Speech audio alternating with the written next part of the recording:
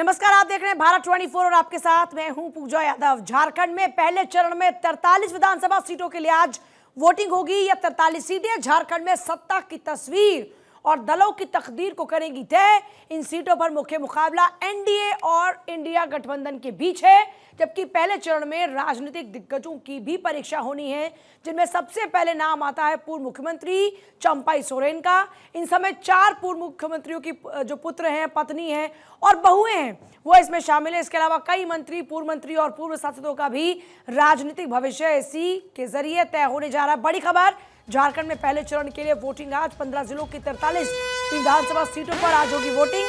पहले चरण में पूर्व सीएम चंपाई सोरेन समेत 683 उम्मीदवार चुनावी मैदान में हैं। पहले चरण में 1.37 करोड़ वोटर्स शामिल होंगे। पहले फेज की वोटिंग के लिए 29,562 पोलिंग बूथ बनाए गए हैं। ये बड़ी खबर, पहले फेज की वोटिंग के लिए 29,562 पोलिंग बूथ 43 विधानसभा सीटों पर जनता करेगी फैसला।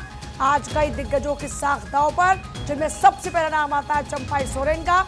चंपाई सोरेन झारखंड के गठन की बात करते हैं, 2005 गठन की बात करें या फिर इसके अलावा बात की जाए वहां जब चुनाव होने शुरू हुए, लगातार अपनी सरायकेला सीट पर चंपाई सोरेन विजयी रहे। और अब एक बार फिर से आज देखना होगा कि अब तक जेएमएम के साथ उनकी पॉलिटिक्स रही, अब बीजेपी के साथ में किस तरह से उनकी पॉलिटिक्स आगे बढ़ेगी। रांची, हजारीबाग, कोडरमा, बरकट्टा में वोटिंग होगी। चतरा, गढ़वा, कांके, खूंटी, तमाड़ में वोटिंग होगी। लातेहार, लोहरदगा, सिमडेगा, चाईबासा में वोटिंग होगी। तो ये वो कॉन्स्टिट्यूएंसीज जहां पर आज होगी वोटिंग। 43 विधानसभा सीटों पर आज मतदान की प्रक्रिया अब से कुछ ही देर बाद शुरू होगी। और देखिए, ऐसे में जमशेदपुर ईस्ट, जमशेदपुर वेस्ट, खासतौर पर ये वो सीटें हैं जिन पर सबकी निगाहें टिकी हैं। इन्हें बीजेपी का गढ़ माना गया। यहाँ पर बीजेपी हमेशा से मजबूत स्थिति में रही है। पूर्व सिंहभूम, पश्चिमी सिंहभूम की बात करें, जगन्नाथपुर की बात करें, मनोहरपुर, जुगसलाई की बात करें, तो देखिए खास बात यह है कि इस पहले चरण में जो आदिवासी वोट बैंक है वो बहुत ही महत्वपूर्ण भूमिका रखता है। उसकी बड़ी वजह यह है कि यहाँ जो 43 विधानसभा सीटें हैं उसमें इस बार जो आंकड़ा है वो आदिवासी रिजर्व जो सीटें हैं उनका ज्यादा है। तो ये बड़ी खबर है इस वक्त की। और आज का दिन बहुत ही खास है। झारखंड में आखिरकार किसकी सरकार बनेगी, ये 43 विधानसभा सीटों के जरिए जनता तय कर देगी।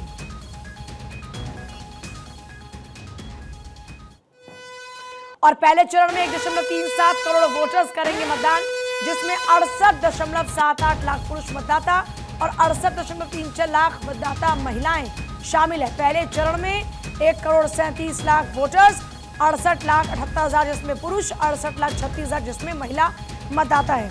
तो झारखंड विधानसभा चुनाव को लेकर लगातार आपको दे रहे हैं आज दिन भर अपडेट। और सबसे बड़ी बात, भारत 24 हर बार ये अपील करता है कि सबसे पहले वोट का जरूर कीजिए।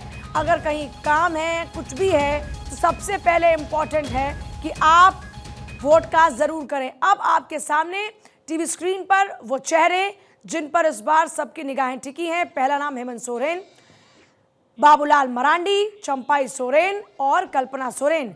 हेमंत सोरेन की पत्नी कल्पना सोरेन इससे पहले पॉलिटिक्स में एक्टिव नहीं थी, लेकिन हेमंत सोरेन के सलाखों के पीछे जाने के बाद कल्पना सोरेन ने पार्टी की कमान को संभाला। हालांकि उस दौरान में चंपाई सोरेन को मुख्यमंत्री बनाया गया। हेमंत सोरेन के वापस आने के बाद चंपाई सोरेन को इस्तीफा देना पड़ा और हेमंत सोरेन ने फिर से एक बार अपने हाथों में कमान थामी।